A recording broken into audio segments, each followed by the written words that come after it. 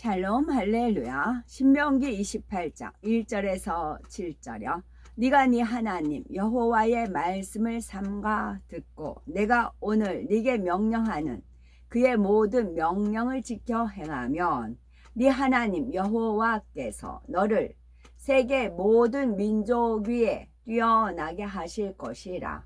네가 네 하나님 여호와의 말씀을 정종하면 이 모든 복이 네게 임하며 네게 이르리니 성읍에서도 복을 받고 들에서도 복을 받을 것이며 네 몸의 자녀와 네 토지의 소산과 네 짐승의 새끼와 소와 양의 새끼가 복을 받을 것이며 네 광주리와 떡반주 그릇이 복을 받을 것이며 네가 들어와도 복을 받고 나가도 복을 받을 것이니라. 여호와께서 너를 대적하기 위해 일어난 적군들을 네 앞에서 패하게 하시리라. 그들이 한 길로 너를 치러 들어왔으나 네 앞에서 7길로 도망하리라. 아멘. 축복 8번째입니다. 신명기 28장 7절의 말씀. 첫 번째, 대적들을 완전히 패하게 하시는 하나님의 축복. 인간 경작의 기간 동안에 이 세상에서는 끊임없는 영적 전쟁이 계속되고 있습니다. 하나님께 속한 빛의 세력과 루시퍼를 우두머리로 하는 원수마귀 사단에게 속한 어둠의 세력 간의 전쟁이지요. 하나님께서는 하나님의 사람들을 통해서 하나님의 일을 이루어 가시고 루시퍼는 자기들의 주관을 받는 사람들을 통해서 하나님의 일을 회방하는 것입니다. 빛이 임하면 어둠이 물러갑니다.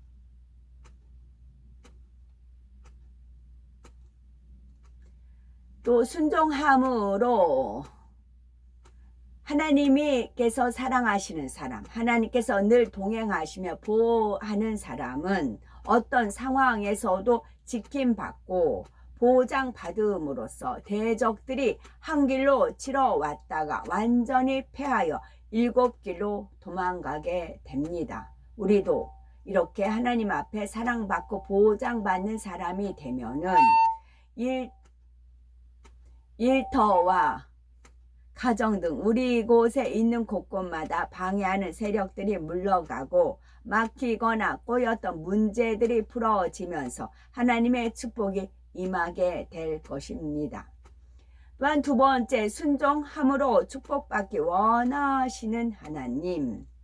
예수님께서 우리의 가난을 대신해 주셨기에 하나님의 자녀가 된 우리들은 더 이상 가난하게 살아서는 안 됩니다. 그런데도 왜 여전히 가난하게 사는 경우는 있을까요? 경우가 있을까요? 거기에 대한 답이 신명기 28장에 분명히 나옵니다. 여호와의 말씀을 삼가 듣고 하나님께서 명하시는 모든 명령을 지켜 행하며 하나님의 말씀을 순종하면 되는데 그렇게 하지를 않고 있기 때문이지요. 하나님의 약속은 누구에게만 일방적으로 축복의 길, 보장의 길, 형통의 길을 주시고 누구에게는 이와 반대되는 재앙과 환난과 저주의 길을 주신 것이 아닙니다. 어떻게 하면 생명과 복이 임하고 어떻게 하면 사망과 화가 임하는지 신명기 28장 30장을 비롯하여 성경 곳곳에 수없이 말씀하시지요. 선택은 자기 자신에게 달렸습니다. 선택은 자기 자신에게 달렸습니다. 지난날 신앙생활 한다 했고 말씀을 들어서 안다고 했지만 그 말씀에 순종하여 행하지 않으므로 축복과 보장과 형통함을 받지 못한 분들이라면 이제부터는 돌이켜 축복의 길로 나가면 됩니다. 우리가 스스로 하지 못했던 것을 이제는 근본의 소리가 바라여짐으로 자유의지를 꺾어 순종할 수 있는 마음으로 변화되고 있는 거지요. 그렇게 버리려고 해도 안 버려졌던 것이 이제는 버려져요. 그렇게 하려고 해도 안 됐던 것이 이제는 할 수 있게 되었어요. 그렇게 순종해 보려고 해도 안 되었는데 이제는 중심에서 순종할 마음이 생겨요. 이런 간증이 넘쳐나는 것입니다. 우리가 바로 이 간증의 주인공들이 되어서 축복장에 나오는 모든 복을 받아 누리시는 복된 우리가 되셔야 되겠습니다. 축복받는 길에 대해서 말씀을 드리면서 말씀을 듣는다고만 해서 축복이 그대로 임하는 것은 아닙니다. 우리가 그릇이 준비되는 만큼 위로부터 아버지께서 영적인 믿음을 주셔서 그 믿음대로 응답받고 축복을 받는 것이지요. 그런데 우리가 영적인 믿음을 가지려면 중요한 것이 바로 육신의 생각을 깨트리는 것입니다. 이 육신의 생각이 믿음을 갖지 못하게 하는 가장 큰 장애물입니다. 육신의 생각은 마음에 악이 많은 만큼 많은 것이고 또 자기 지식, 자기 경험 등을 동원하는 만큼 많습니다. 그런데 이것은 도저히 사람으로서는 할 수 없는 일이다. 이런 일들을 보고 듣고 체험하게 될 때 바로 우리의 육신의 생각이 깨어지지요. 정말 하나님을 살아 계시며 전지전능하시구나 인정하게 되면서 마음에 믿어지는 믿음을 가질 수가 있고 죄를 버리고 하나님의 말씀대로 살 수가 있습니다.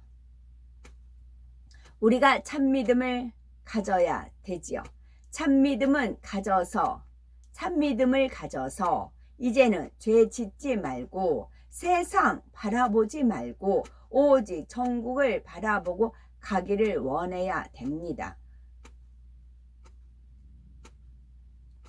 우리는 영의 흐름 가운데, 온 영의 흐름 가운데 믿음이 쑥쑥 자라고 오직 예와 아멘으로만 순종하는 분들이 되고 또한 그래야 됩니다.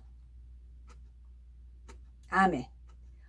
제가 어디서 들은 그런 얘기인데요. 우리가 그 수준을 좀 낮추라는 그런 표현이 있어요. 우리 입맛의 수준도 낮추면 좋대요. 우리 입맛의 수준을 높이면 계속 높은 것만 찾게 돼요. 비싼 것만, 고급스러운 것만, 입에서 살살 녹는 것만 찾아요. 그런데 우리가 입맛을 좀 낮추면 뭐 김치 하나만 가지고도 밥을 거뜬히 먹을 수가 있는 것이고 콩나물국만 끓여서 밥 말아서 김치 얹어서 먹을 수 있는 것이고 그래서 입맛을 낮추는 것이 그 영적으로 그것이 많이 도움된다. 그런 말씀을 제가 들었어요. 그래서 지금 물가가 너무 비싸잖아요. 그래서 저는 워낙 바닥에서 이렇게 살던 그런 습성이 있어서 그런지 그 입맛 오히려 고급스러운 거는 그러니까 그게 참 그렇더라고요. 같은 10,000원인데 뭐 이제 소고기 한 덩어리 10,000원이에요. 그 이제 구워서 이제 먹었어요. 그러면 그 먹고 그 먹을 때 잠시뿐이잖아요. 그 육신의 소욕을 채운 거잖아요. 입맛이 땡겨서. 근데 배설되면 10,000원이 사라졌어요. 제가 저를 비유를 듭니다. 10,000원은 사라졌어요. 근데 제가 10,000원어치 조합꽃을 사면 1,000원, 2,000원, 비싸야 3,000원이거든요. 그러면 1,000원짜리만 해도 10가지를 사요. 그러면 그거는 상하지 않고 썩지 않으니까 이렇게 변화를 계속 줄 수가 있어요. 내가 입맛을 좀 낮추기만 하면 우리 생활이 다른 걸로 더 윤택하고 풍부해질 수가 있어요. 그런데 입맛을 딱 높여버리면 낮은 거는 잘 안 된대요. 입맛을 높여버리면. 근데 입맛을 좀 낮추면 어느 것에도 먹을 수가 있는 것이고 그렇다는 거죠. 그래서 하나님이 저를 또 그렇게 훈련을 시키셨구나. 그런 이제 은혜를 받았습니다.